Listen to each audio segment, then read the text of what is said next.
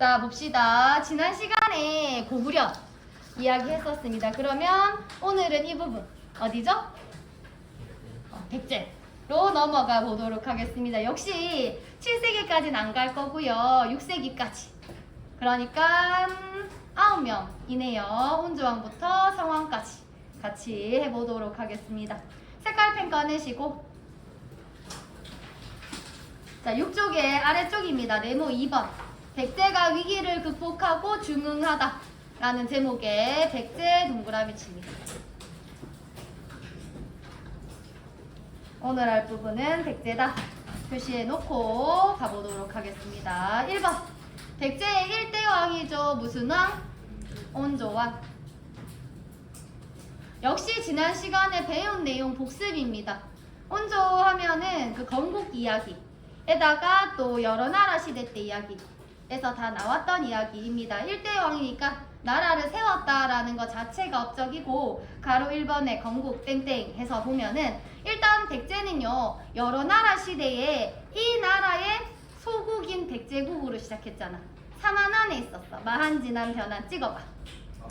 마한입니다. 마한의 소국에서 시작을 했고요. 이름 자체가 백제국이었죠. 그리고 1대 왕인 온조가 지난 시간 받는 동화에 의하면 주몽의 아들이다 라고 표현이 되어 있어. 시기상으로 사실일 순 없지만 적어도 온조가 어디에서 왔다?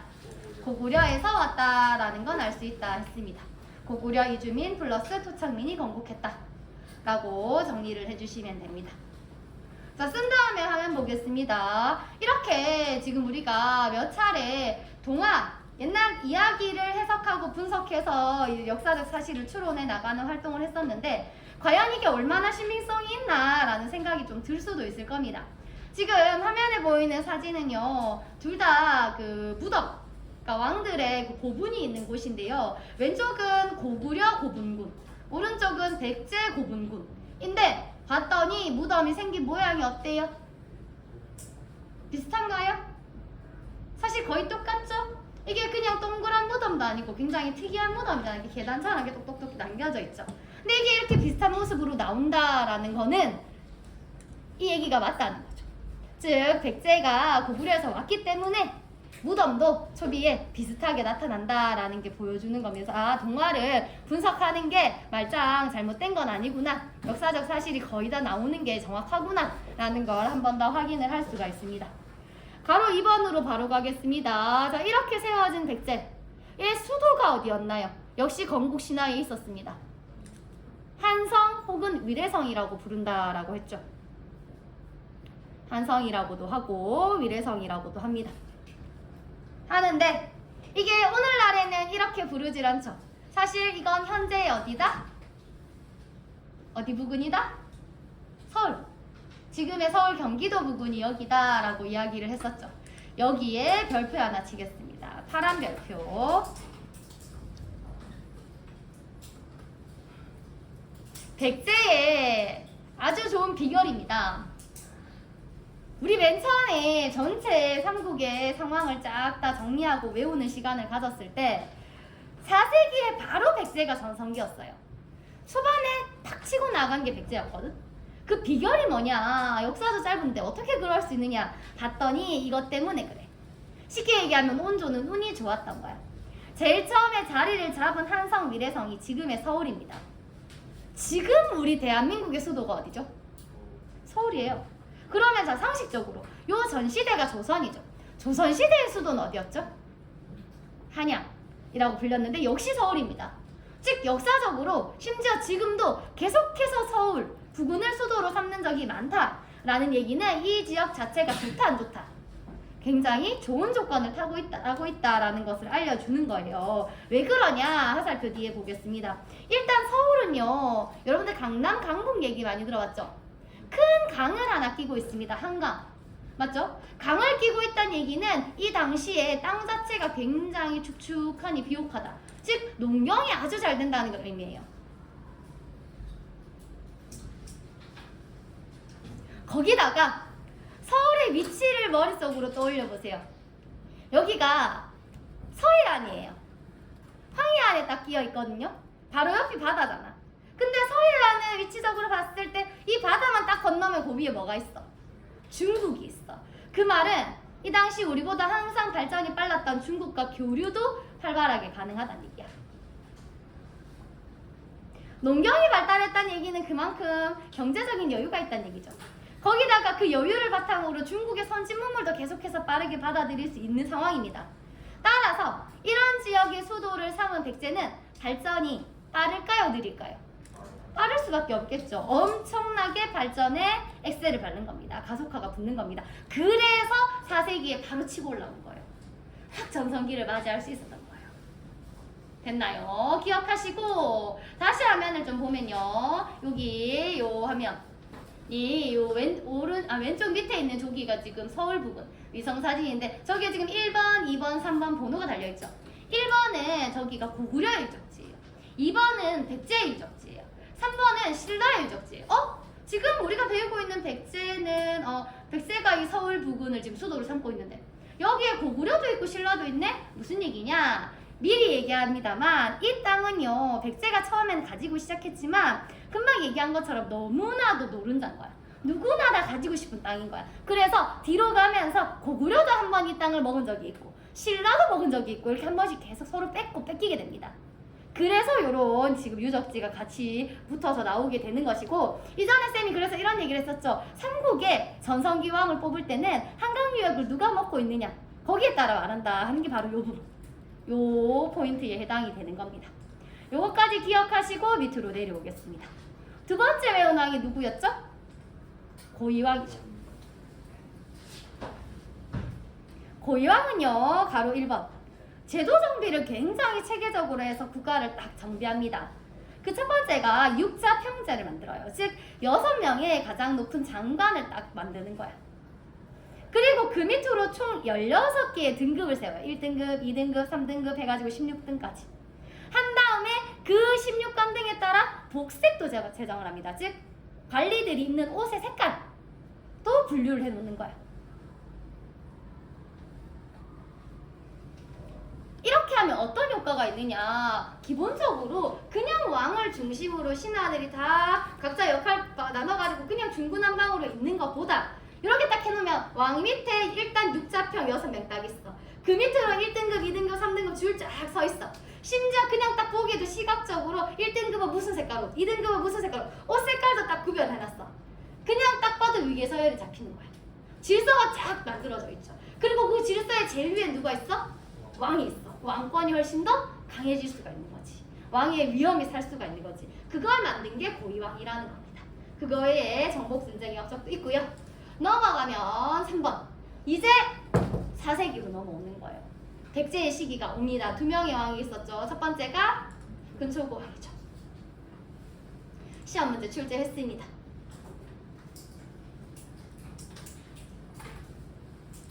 근초고 왕 역시 그냥 근초고 왕이라는 드라마가 있어요.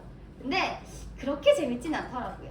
그래서 그냥 넘어가고 요거는 바로 다른 거 하나. 그러니까 우리가 보면은 그 광개토대왕 우리 뭐 한국을 빛낸 100명의 위인들 노래가 만주벌판 달려라 광개 주로 전공이죠. 북쪽 지역이에요. 그러니까 이 만주벌판이라든가 그런 쪽에서 만주 쪽에서 전투를 벌인다면 광개토대왕이 유리하고 근초왕은 우리가 보면 상당히 백제 해상 활동 같은 거 이런 거에 상당히 능한 왕이에요. 그러니까 뭔가 이런 좀 바다라든가 강을 끼고 있는 이런 전투에는 근초왕이 능하지 않았을까. 아니 근데 진짜 좀 아쉬운 게 진짜 만약에 근초고왕과 광개토대왕이 같이 조우했다면 아마 중국의 삼국지보다 우리의 삼국지가 훨씬 더 풍부하고 재밌지 않았을까. 그러니까 진흥왕까지 너무 재밌을 것 같아. 난그 셋이서 형제 연을 맺어가지고 네. 중국을 그냥 다 먹어버렸어. 근데 이제 근초왕의 경우는 이제 삼국사기에서 모습이 기이하고 컸으며 원대한 식견이 있었다.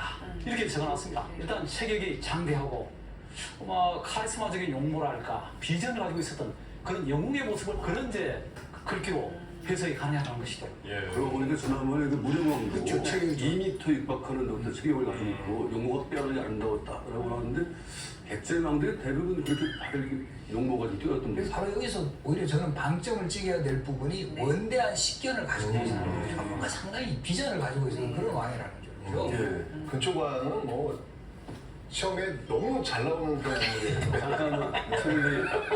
또 그 시험 얘기해가지고. 아니, 왜냐면 저는 이 역사 또 둘러모는 작성 필요 왜냐면 역사전을 그날 보는 부모님과 함께 보는 학생들한테 저는 이 0점을 잡아주는 역할을 해야 되기 때문에 그럼요. 근데 이 시험이라는 말 앞에 정말 장사 없어요. 제가 지금 나이가 이런데도 시험 얘기 나오면 귀가 쫑긋대잖아. 긴장되시죠? 적어야 될 것 같고 막. 특히 지금 방송 시간대가 늦기 때문에 시험에 나온다 그래야 꼭 그러네요.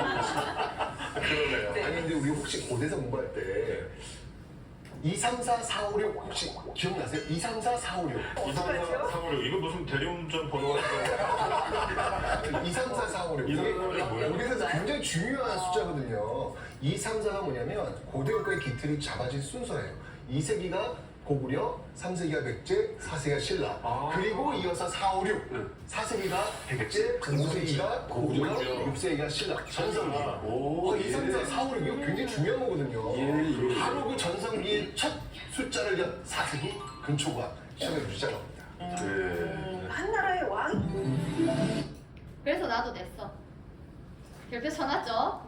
근초고항 이야기 계속 해보겠습니다. 옆에다가 아까 방송에서 잠깐 나왔었죠. 이렇게 쓸게요. 백제의 전성기왕입니다. 백제의 전성기왕. 백제의 전성기왕이라고 필기를 옆에다 적어놔 주시고, 고구려는 후보가 많은데 백제는 사실 후보가 없죠. 근초고왕이 그냥 뭐 유일무이 원탑입니다. 보시면 되고, 세로줄이 연결되어 있었죠. 근초고항은 위에 있는 고구려 누구랑? 고국원왕이랑 연결되어 있죠. 요거 역시 옆에 색깔펜으로 적어 놓겠습니다. 지난 시간에는 고구려 입장에서 요 얘기를 했다면 이번 시간에는 백제 입장에서 이 얘기를 한 번 더 반복을 하게 될 겁니다. 전국전쟁 바로 가겠습니다. 백제는 좋은 땅을 타고났고 따라서 곧바로 빠르게 제도를 정비하고 4세기 전성기를 들어가게 됩니다. 그러면서 주변국을 열심히 정복을 하는데요. 일단 마한의 남은 세력, 그러니까 백제 자체가 마한의 소국에서 시작을 했으니까 주변의 세력이 좀 남아있었겠죠. 그거를 싹 다 복속, 싹 다 포함을 시키고, 그리고 아래에 있는 가야에도 일부 영향력을 행사했던 걸로 보입니다. 그리고 이 스토리, 바로 고구려랑 연결되는 스토리죠. 고구려를 공격해서 고국 원왕을 전사시키는 쾌거를 이루게 됩니다. 이게 지난 시간 고구려 입장에서는 엄청난 충격이었고 대망신이다 라고 이야기한다면, 반대로 백제 입장에서는 엄청난 자랑거리였고 엄청난 자부심이었겠죠. 야, 우리 고구려보다 역사도 짧고 훨씬 더 영토도 작게 해서 시작을 했는데 고구려를 꺾었어. 심지어 고구려의 왕을 죽였어. 엄청나게 어깨에 힘이 들어가는 그런 사건이 될 겁니다. 그거 외에 바로 2번 동진이라고 하는 중국의 또 역시 위진남북주 시대 한 국가입니다. 이 국가랑 교류도 했고, 또 하나 더 외화도 교류를 굉장히 많이 하는데요. 백제는요, 요거 기억해주세요. 요 시점부터 해가지고 끝까지 망할 때까지 일본이랑 굉장히 친밀한 관계를 가지고 있어요. 서로 되게 많이 의리를 지키면서 도와주는 그런 스토리가 많이 이어지거든요. 그 관계를 잘 보여주는 하나의 유물이 가로 안에 칠지도입니다. 그리고 칠지도도 별표 하나 치시고, 얘는 지금 내가 파란 별표로 해놨는데 빨간 별표로 고치세요. 왜냐면 내가 주말에 시험 문제를 다 냈거든? 얘 시험 문제 냈어. 알려주는 거야. 한 게 선물이야. 이제 5교시에 잠도 오고 하니까 내가 주는 거야. 는 아니고 9권 다 알려줍니다. 답이 칠지도예요. 너무 친절하죠? 다 줬다. 이거 틀린 사람 내가 잡으러 간다. 넌 도대체 뭐 했냐 하면서 내가 자꾸 물을 거다. 알겠지? 자, 칠지도가 뭐냐? 역시 자료 잠시 볼게요.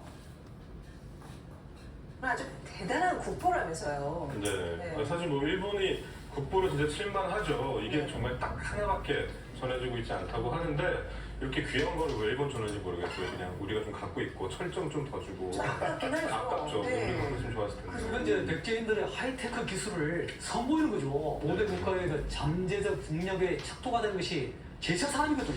그렇죠. 그러니까 이 근초고항 때는 이제 상당히 많은 철광을 확보하게 됐고, 우수한 철제 무기라든지 제품들을 이제 개발해내고, 이것은 이제 외인들에게 서를 보이면서 구입하라는 그런 메시지가 된 거죠. 너희들은 못 만들지, 우리는 할 수 있다. 그리고 저쪽에 보면 선생일에 이런 칼이 없었다. 그만큼 그 자부심이 크다. 자부심이 그냥 막 너무 무심이잖아요. 미유차도라. 아니 생각을 해보세요. 저걸 100번 단련했다고 하면 두들려가지고 펴가지고 다시 접어가지고 두들겨 펴가지고 수백 번 했다는 거 아니에요. 네. 게다가 그냥 이렇게 쭉 있는 것도 아니고 이렇게 날개처럼 이렇게 칼날이 계속 7개나 있잖아요. 그걸 하나하나 만들려면 이건 엄청난 재련 기술이 없으면 이건 불가능한 거죠. 거기다가 이제 명문이 이제 상당 그래요. 기법이라고 지금 글자를 사기는 형태인데 혈에다가 일일이 또 조각을 해가지고 네. 거기에다가 금실을 끼워 넣어야 하는 거예요. 근데 이게 지금 4세기 후반에 외에는 이런 기술도 없었을 뿐더러 이런 칼조차 없었다고 한다는 거 아닙니까? 그런 것이 뭔지를 딱 보여주는 거죠. 그렇죠. 당시 이런 제철은 지금의 왜 반도체 같은 아주 최첨단 산업이었잖아요. 그렇죠. 그러니까 이제 네. 그 입장에서는 아니 백제가 이런 기술을 보유하고 있다니 뭐 바로 손잡을 그런 의지가 생겼을 것 같아요. 근데 이제 당연하죠. 말하자면 그때 왜 사람들에게는 미래에서 온 칼 같은 느낌이었을 거예요. 네. 뭐 이게 금으로 글씨가 번쩍번쩍하고 저 그냥 예시로 들고 온 거면 진짜 아닙니다. 결론적으로 이런 식의 어떤 기술력과 문화를 전파하고 그 대가로 일본은 용병 그러니까 병력들을 제공하고 그런 거죠. 그렇죠. 네, 같이 보겠습니다. 이름 칠지도는 우리가 지은 거고 이 당시 실제의 명칭은 정확하게 전해져 오지 않습니다. 이름이 칠지, 7개의 가지를 가진 칼이다. 양쪽으로 세알리면 3개, 3개, 6개인데 왜 7개지? 가운데 그냥 큰 거. 또 하나의 가지로 쳐서 총합이 7개 이렇게 보는 겁니다. 현재 일본에 있습니다. 백제에서 일본으로 준 것으로 알려져 있고 아까 영상에서 봤다시피 제작 기술이나 수준이 너무 뛰어나기 때문에 지금 일본 애들이 본인 국가의 국보로 지정해놨어요. 국보는 문화재로 지정할 때 가장 최상급으로 지정하는 게 국보거든요. 국가의 보물이죠. 근데 일본이 본인 것도 아니고 백제에서 만들어서 준 건데 그 정도로 해놨다는 건 얘가 정말 대단한 것이다 라는 걸 한 번 더 알 수 있죠. 앞뒤로 글자가 새겨져 있어요. 그래서 이 글자를 보고 이게 백제에서 일본으로 넘어간 거구나 라고 알 수가 있는데 문제는 뭐냐면 이 글자들이 몇 개가 없다는 거야. 지금 잘 보이지 않는다는 거야. 이것 때문에 현재 일본과 우리나라의 역사 분쟁이 또 되고 있습니다. 뭐냐면 말장난인 것 같은데 백제가 일본에게 줬다라고 할 때 백제가 더 위에 있어서 일본한테 이거를 하사했느냐 옛다 하고 이렇게 내려줬느냐 아니면 일본이 백제보다 더 위에 있어서 우리가 그거를 일본한테 바쳤느냐 이 차이가 있는데 우리는 내려줬다 입장이고 일본은 바쳤다 이 입장으로 이제 서로 이야기를 하고 있는 상황인 거죠. 근데 서식적으로 생각하면 답은 나옵니다 얘들아. 칠지도라고 하는 이 엄청난 유물은 당시 일본은 전혀 만들 수 없는 수준의 것이에요. 그 말이라는 것은 백제와 일본 중에 당연히 백제가 넘사벽으로 위에 있었다는 얘기죠. 그래서 이걸 줬죠. 그럼 그게 바친 건지 하사한 건지는 안 받을 뻔하지 않을까요? 그래서 그런 이야기들은 나중에 나온다면 한 번 더 그렇게 근거를 잘 반박할 수 있도록 기억을 해놔야 될 겁니다. 됐나요? 어쨌든 이런 것까지 줄 정도로 당시 일본과 굉장히 친하게 지냈고 이후로도 계속 긴밀한 관계를 유지했다까지 하고 그 밑에 침류왕으로 내려옵니다. 침류왕은 불교를 수용했다는 업적이 있어요. 백제 역시 지난 시간 배운 고구려처럼 불교를 수용하면서 전 국민이 함께 불교를 믿게 됩니다. 미리 스포를 하자면 신라도 역시 불교를 수용하거든요. 그러니까 삼국시대 자체는 아예 불교가 국민 종교였어요. 모든 백성들이 다 불교를 믿고 있었다라고 생각을 하시면 됩니다. 넘어가겠습니다. 상황이 뒤집혔죠. 5번부터는 5세기로 넘어갔습니다. 이제 고구려한테 엎어지는 시기거든요. 무슨 왕? 계로왕이 나오죠. 계로왕 고구려랑 연결돼 있잖아요. 누구죠? 고구려 장수왕이랑 연결돼 있죠. 요거 색깔펜으로 쓸게요. 고구려 장수왕.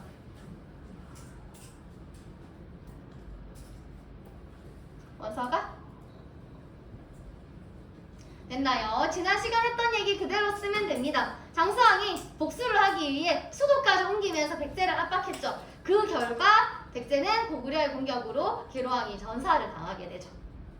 그래서 완벽하게 복수했다 라고 이야기를 했습니다. 심지어 똑같이 복수하면 고구려가 아니다. 한술 더 뜬다고 했죠. 이 당시에 수도까지 빼앗고 쫓아내버린다 라고 했습니다. 그래서 그 뒤를 잇는 문주왕. 문주왕은 지난번에 배운 고구려의 소스림왕이랑 팔자가 비슷하다 이런 얘기 했었죠. 아버지 갑작스럽게 죽고 갑자기 즉위했다 했는데 문주왕이 더 불쌍하긴 해. 왜냐면 쫓겨나면서 수도 뺏기고 막 도망가면서 즉위해. 그렇기 때문에 어쩔 수 없이 수도를 옮겨야 돼. 뺏겨버린 상태니까. 그래서 원래 있었던 한성, 미래성에서 옹진으로 옮깁니다. 옹진도 지금은 이런 지명이 없습니다. 지금은 봉주라고 하는 곳이 있어요. 저기 충청도에 있어요. 봉주. 봉주대학교 좀 유명한데 들어봤나요? 그 봉주입니다. 그리고 6세기로 갑니다. 6세기를 선생님이 그때 백제의 중흥기다라고 표현을 했었죠. 다시 한 번 더 힘을 끌어올리려고 노력하는 시기에 3명의 왕이 나오는데요. 먼저 동성왕. 이건 어떤 노력을 했느냐? 기본적으로 나제 동맹을 강화시킵니다. 나제 동맹이 뭐냐? 동맹은 동맹인데 나와 제, 우리가 알고 있는 삼국 나라들 줄임말입니다. 어디랑 어딜까요? 신라, 백제겠죠. 밑에 써놓을게요. 나제 동맹이란 신라 플러스 백제 동맹을 의미하는데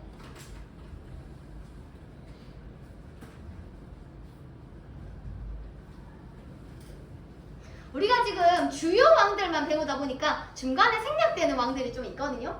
요 아까 그 문주왕에서 동성왕으로 넘어가는 사이 왕들 중에 한 명이 나제 동맹이라는 걸 맺어요. 아무래도 백제는 고구려가 지금 너무 미울 거잖아요.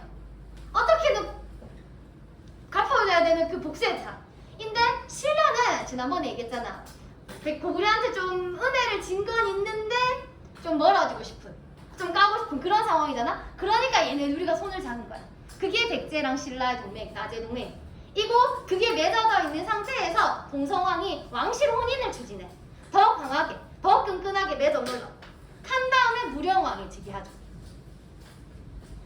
자, 무령왕은 조금 더 실질적으로 수습에 나섭니다. 그게 뭐냐?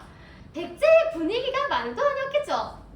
계로왕이 죽고 나서 심지어 수도도 쫓겨나고 지금 또 뛰쳐나왔어.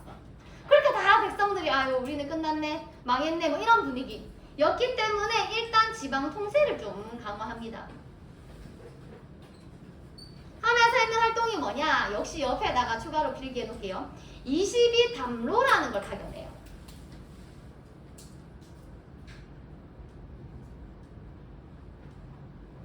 즉 22군데의 지역을 지정해서 왕족들을 파견해오는 겁니다. 해서 직접 가서 말하는 거야. 야, 백제 죽지 않는다, 살아있다, 할 수 있다, 힘내자 뭐 이런 거. 이러면서 다시 쭉 통제를 하기 시작하는 거. 그게 바로 무령왕의 정책이었습니다. 그리고 성왕이 나오죠. 중요합니다. 시험에 출제했습니다. 성왕을 뭐라 평가하느냐? 역시 옆에 필기할게요. 백제의 중흥기왕이라고 표현합니다. 백제의 중흥기왕. 즉 아까 말했다시피 전성기를 다시 되풀이하려고 노력했는 그런 왕이다 라고 표현을 하는 거죠. 백제의 중흥기왕. 이거 세로줄이 연결돼 있죠. 신라랑 연결돼 있죠. 누굽니까? 진흥왕이죠. 옆에 땡땡땡에서 신라 진흥왕 적어주세요.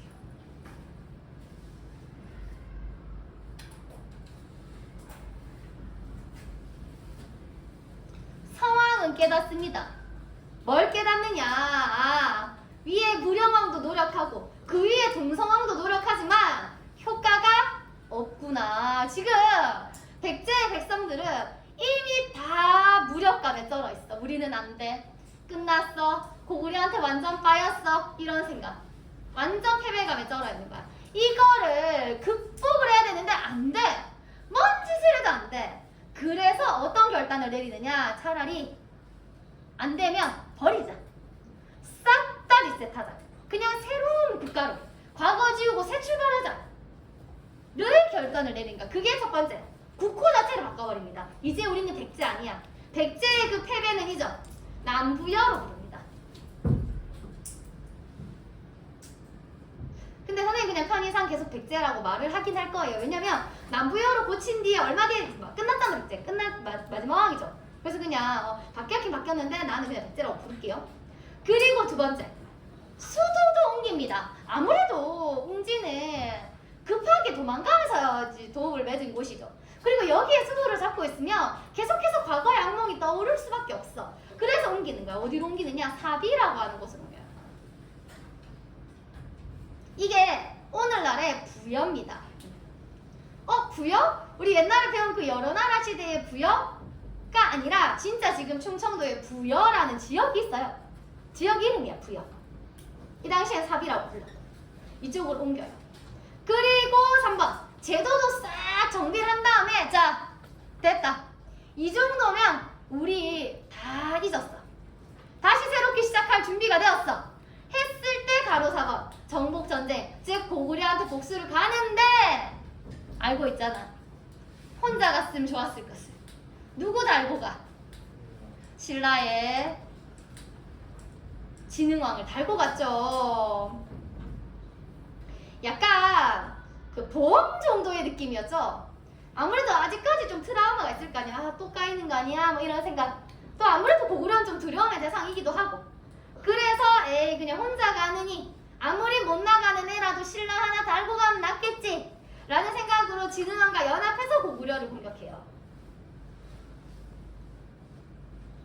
이 자치는 이긴다고 했습니다. 가서 빼앗겼던 땅, 그러니까 한강유역을 찾아오는데 신라랑 같이 갔으니까 땅을 나눠야죠. 그래야지 맞는 거잖아. 그래서 백제는 한강 하류를 먹고 신라가 한강 상류를 가지러 가기로 합니다. 하지만 어떻게 됐죠? 배신당했죠. 갑자기 진흥왕이 돌아오는 길에 칼을 뽑습니다. 그게 관산섬 전투고요. 여기서 성왕이 전사를 해버리죠. 죽 써서 개 줬다. 제일 잘 맞는 상황이다 라고 이야기했습니다. 차지했던 이 한강유역 싹 다 진흥왕한테 뺏기고 백제는 더 이상 일어날 기력이 없어요. 아예 폭삭 주저앉는 거죠.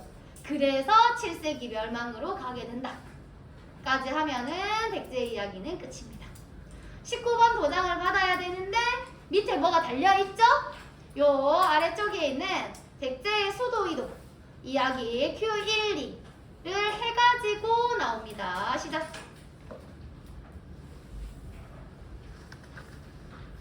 요거 정리가 되면은 오늘 배운 백제 이야기가 다 정리되는 거예요.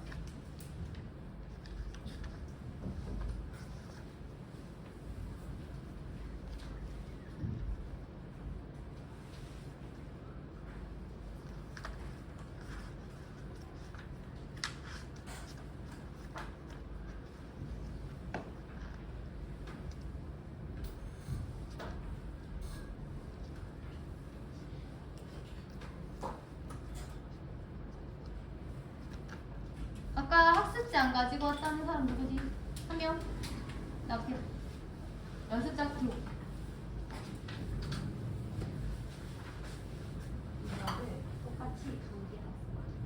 2개 버려. 그 3개를 들고 오면 오늘에는 학습지 19번 나오죠. 안 들고 오면 19번 나오죠.